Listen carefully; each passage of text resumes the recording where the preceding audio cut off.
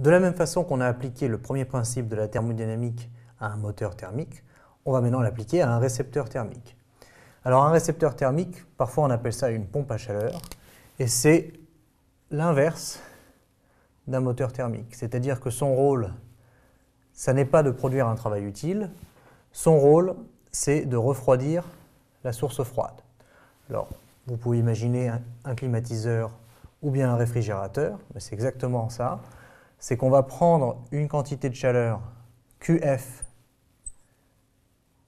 à la source froide pour la refroidir.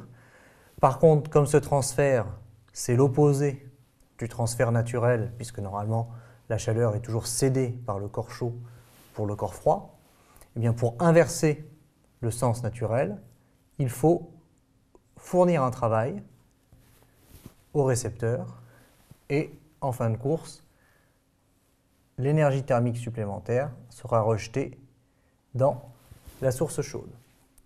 Alors, comme pour le moteur thermique, la variation d'énergie interne sur un cycle est nulle.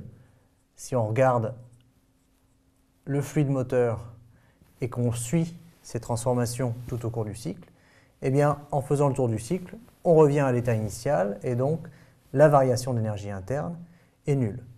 Simplement, quand on regarde ici, delta U égale 0, eh bien, ça veut dire que plus QF plus W moins QC égale 0. Donc W plus QF moins QC égale 0, ce qui revient à dire que QC est égal à W plus QF, et c'est bien le cas. La chaleur qui est rejetée dans la source chaude, eh bien, c'est le travail qui a été fourni plus la quantité de chaleur QF qui a été prélevée à la source froide grâce au travail fourni.